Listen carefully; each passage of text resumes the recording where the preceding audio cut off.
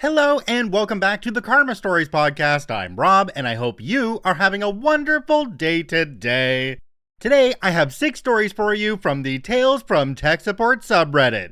Everything from mysteriously fried hard drives to a monitor that was actually a TV the whole time. Settle in, grab your beverage of choice, and don't worry, I'm just going to blend into the background and tell the stories. Let's jump right in. This story comes to us from ZombieBot. How a dead CPU turned into $300 worth of dead hard drives. I work as a break-fix technician for a small business, meaning I'm the main guy who's diagnosing the bad hardware and swapping it out for new parts. Most customers I deal with are residential, which in my part of town could be as simple as a virus scan or as complicated as a full system rebuild. I thought I had fixed some of the most complicated and frustrating issues ever seen within hardware, but this computer I just finished today takes the cake of hair pulling by far. I got this computer early in the month that was seemingly just not booting up due to a bad CPU and potentially failing water cooler right after a power supply and graphics card upgrade by Geek Squad. So I put in an order for replacements and thought that would be that. The day I get them and replace them, I notice that Windows 10 is running strangely slow. I get confirmation from the customer to perform a reinstall, and this is where the real problem starts. The first issue was during the backup of his system. His C drive would not register on my external hard drive reader. The hard drive in question is an 860 EVO, which cannot be read on external readers, come to find out. I had to perform this backup from within the unstable system, which by pure bad luck did not reveal later problems I would need to deal with. Once I perform this backup, I reinstall Windows 10 and start copying everything from the old installation to the new one. The second and third issue came when I opened up the back of the PC to discover an unrecognized D drive hiding underneath some cables. Testing this hard drive revealed it to be totally fried and unrecoverable by our methods. Testing the C drive via CTools extended tests led to a blue screen with an error code I do not remember off the top of my head. I informed the customer of the recent developments and he agreed to replace both drives, but that he needed the computer by Friday the 28th. I told him I should have everything resolved by then if all goes well. Issue number 4 rears its ugly head the day the computer is due. The customer had agreed to upgrade to an NVMe for his C drive, but go with the same model of hard drive to replace the D drive. I installed Windows 10 on the C drive just fine, but the D drive is still unrecognized once I hook it in. Thinking this hard drive was DOA, I pulled out a spare hard drive of the exact same model and confirm it works on my PC. I hook it into the customer's and it's strangely unrecognized. Pulling it back out and plugging it into my PC revealed it to be completely fried and unusable. I start pulling out hard drives already slated for destruction to start diagnosing this emergency problem. After 5 deaths, the culprit reveals itself to be the power supply, killing every hard drive. After I pull it out and kill my power supply tester by plugging in the SATA power connector while trying to confirm the diagnosis, I make an emergency run to a vendor to pick up a fresh power supply and hard drive. I was able to install and verify that the whole system is working perfectly right as the customer calls me to see if it's ready. I inform him it is and send him on his merry way. Speaking to my boss afterwards, he listens to the whole tale and admits he had never seen or heard of anything about a power supply just killing hard drives, but not the whole system. After reading the full ticket and seeing the pictures, commends me for diagnosing the problem and getting it resolved faster than he could have even thought to check the power supply.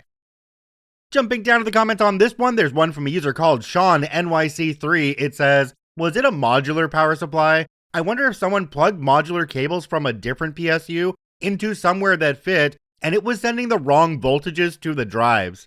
I know about this one all too much, unfortunately. I had to change a power supply on my system a few years back, and not being completely tech savvy about what goes on inside a computer, I used one of the cables from the old power supply to connect my main hard drive to the computer. Yeah, that main hard drive is still sitting in a drawer here It needs to go off and be recovered because all of my photos on it from many, many years are there and I can't get to them. And also the first 500 episodes from KCC are on there as well. This story comes to us from Dr. Z. What you see is not what you get. Our team supported the content management software that our business people used to maintain their informational websites. Since early testing revealed that the out-of-the-box what you see is what you get editor didn't meet their needs, we purchased a cheap browser add-on one that did what they wanted, despite our constant mantra that we were to try to use out-of-the-box features. Things went along swimmingly for the most part. Then Mary opens a ticket with us. She can't edit content with the what you see is what you get editor. This is odd, we thought. It worked fine on the page that she was trying to modify from our laptops. We had her coworker Brad try it, no problems. Then had coworker sign onto her laptop and try. Again, no problems. Mary can also sign into Brad's laptop and it works fine. At this point, I was getting annoyed. I went down to her area, had her sign in, saved the HTML to a text file, and did the same with Brad's login. Took the text files back to my desk and started comparing.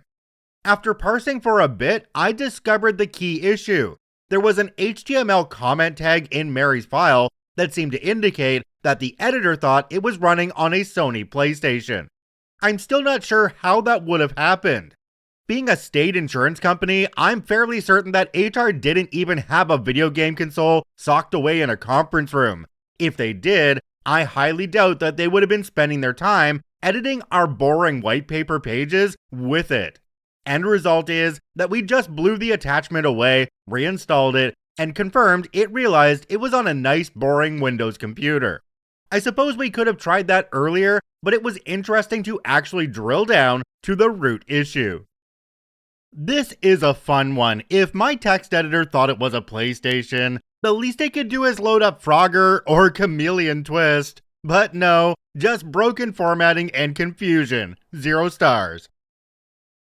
This story comes to us from Rob Jeffrey. Not everything on the floor is dead. In a former life, I was a field technician that worked for a telecom company that worked with many retail stores. One time, I had to replace a failing voicemail system in a shoe store, and when directed to their LAN closet, I was cautioned not to open the door fully. Apparently, the pile of cables which were laying on the floor in a heap were not all spare, disconnected, or disused. Something existed among the mass which was critical to their store's network.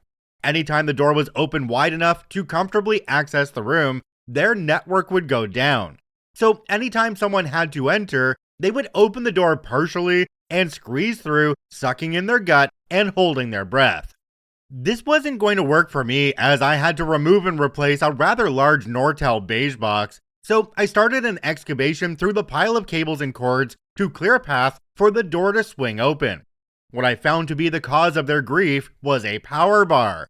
The power bar had a breaker reset switch on the side, which when depressed, would kill the power to the rack itself.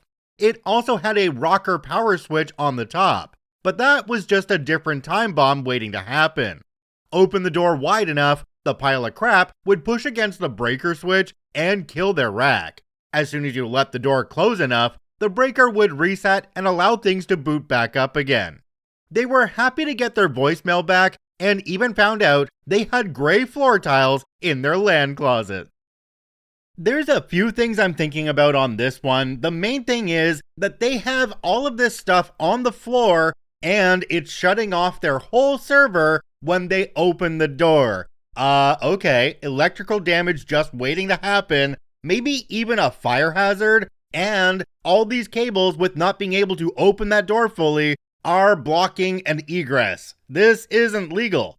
Can we also visit the idea that they're running their whole server off of a power strip, a single power strip? Why doesn't this sound right to me? This story comes to us from, and I'm sorry I'm gonna butcher this, Welvarts Buick. Don't listen to your staff, pay up or shut down for at least a month.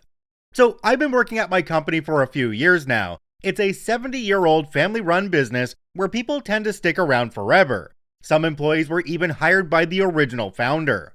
As you can guess, the general IT knowledge is, let's say, historic. Combine that with a less text equals less important mentality, and you occasionally get monumental screw-ups, like the one I'm about to share. We manufacture sensors, and those sensors need to be calibrated.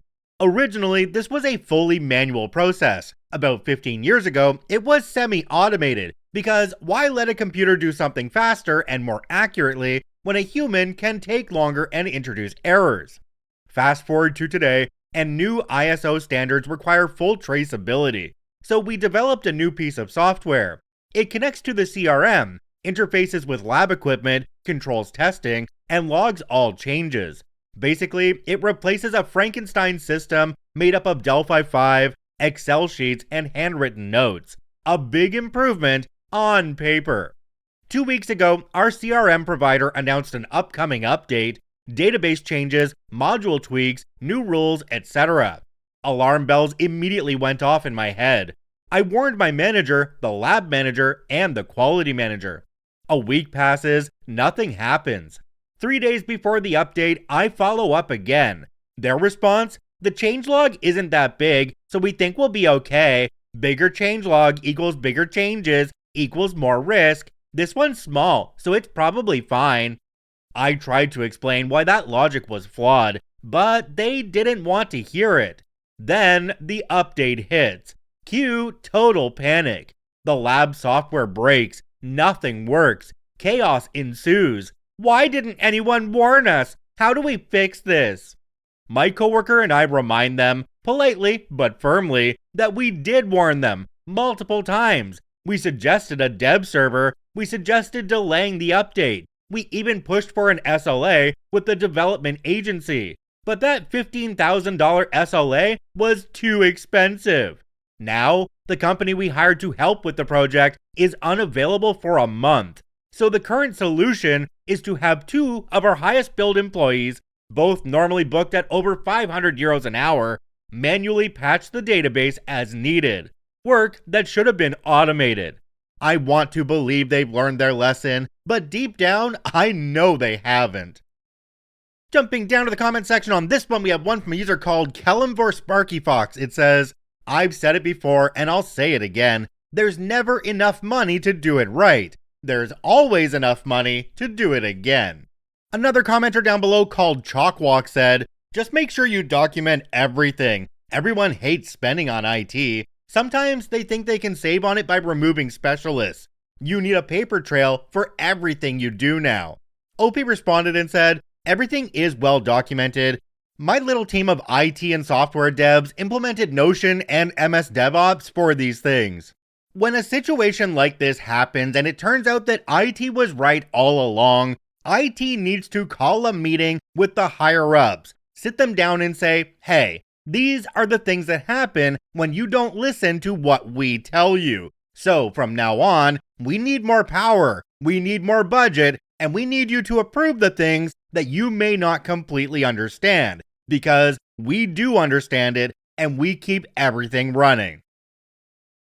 This story comes to us from Bylem, the case of the tilting phone.